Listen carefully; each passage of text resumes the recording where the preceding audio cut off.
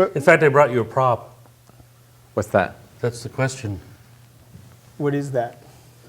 That is a rubber bullet. Is it really?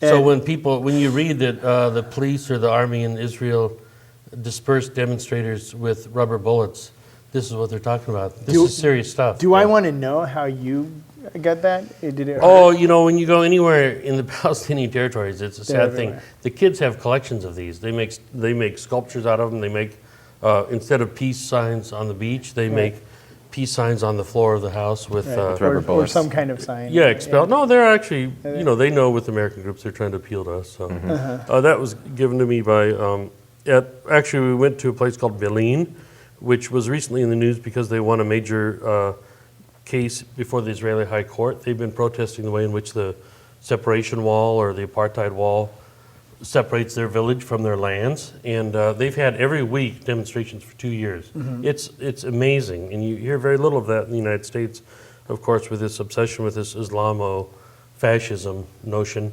that many of the Palestinian villages have had concerted, disciplined, nonviolent demonstrations for months or years.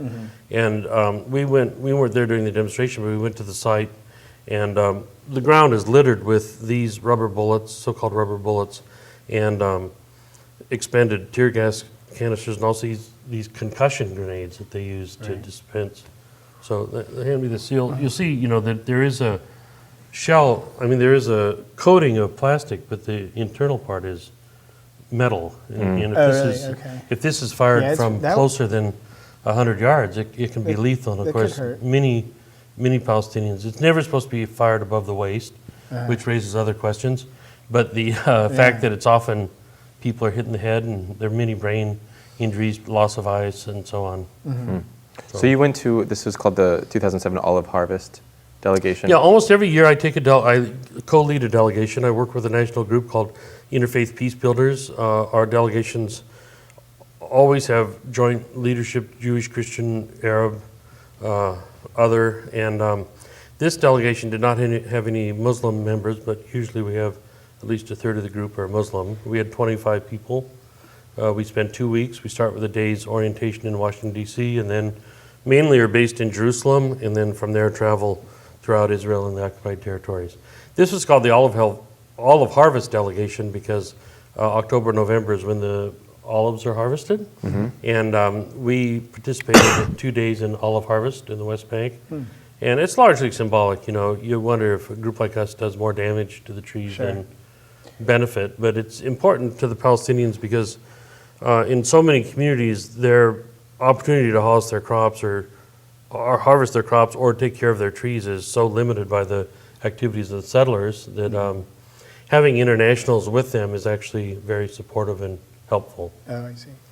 So what is the goal of these? They're obviously probably very educational for those in the delegation. Well, we call them study delegations or peace delegations. Our main interest is in U.S. foreign policy. Okay. A year and a half ago, the Palestinian ambassador to the United States was visiting Santa Cruz, and he said, we're really not asking people in the United States to take sides or certainly not to change sides from being pro-Israel to being pro-Palestinian, but he said, we want the United States policy in the Middle East to reflect the values that we claim that we support as a country.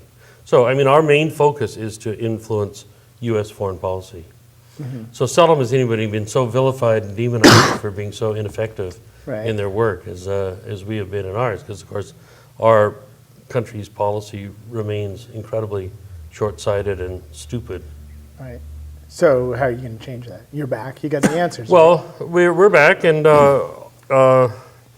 one might say that in Santa Cruz it's kind of oversaturated on this subject, but other communities, people on our delegations are being interviewed by their local papers and on their community television, and we see it as kind of trickle-up media. Right. Honestly, the discourse in the United States now is much better than it was even 5 years ago. And so you do see dissenting views. You have Jimmy Carter and Walsh and Merschmeyer and others who've raised important perspectives. But this wasn't the case 10 years ago or certainly 20 years ago. So in your opinion, what needs to happen in terms of U.S. foreign policy? I think the United States should unequivocally and in a serious way support what it states as its policy, which is even now, George Bush, Condoleezza Rice, they talk explicitly about a Palestinian state coexisting alongside Israel. But you simply, and this is the point of Jimmy Carter's book, you can't have a two-state solution, Palestine alongside Israel, so long as Israel continues to expand its settlements, the bypass roads, this new separation barrier, what the Palestinians call apartheid wall, which continues to take more land from the Palestinians. You know, we visited the Palestine Hydrology Group, which is a non-governmental organization. They show that the settlements that Israel wants to maintain as part of the two-state solution transfers control of 85% of the water on the West Bank, water resources, from the Palestinians to the Israelis. So these are the kind of questions that the United States needs to be serious about, that you can't have a two-state solution without a Palestinian state that has territorial contiguity, I mean, they go from place to place, and that has the resources to be somewhat sustainable as a country. So if people want to learn more about this subject and your trip and the work you're doing through the Resource Center, I think if you go to the Resource Center's website, that's the best way. We have links to all sorts of different Israeli and Palestinian and United States groups. Our website is rcnv.org. And also they can call the Resource Center at 423-1626. In addition to myself, Shanna McCord, who's a reporter for the Santa Cruz Sentinel, or Scotts Valley Sentinel, I forget, I was gone. The Scotts Valley Mercury Sentinel. News. Scotts Valley Mercury News Media News Services Corporation. Yes. Cabal. And et cetera. And Sally Boyle from Capitola, Okay. also part of this delegation. Great. And if they're tired of hearing me, they can talk to Shanna Great. or Sally. Scott, is there reason to be hopeful? Are you hopeful when you go on these trips and come back? Do you feel? As Dorothy Day once said, there's too much work to do to lose hope. Thanks for being here. I appreciate you being here. Talk for more showing about up. this. Thanks so much, Scott Kenny. Next time in the show, soon to be former planning director Greg Larson's going to be here, and we're going to chat about all sorts of stuff. SoWhatTV.com. Peace. Thank you so much.